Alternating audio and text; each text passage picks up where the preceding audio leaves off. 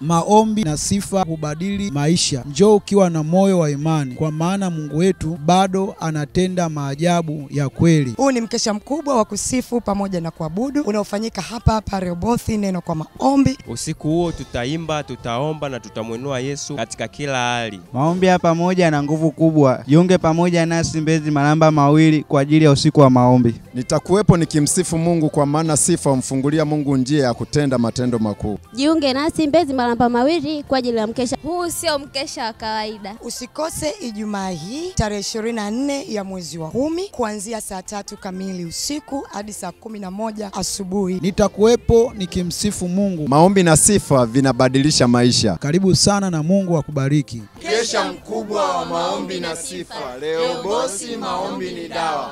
Watu wote mnakaribishwa.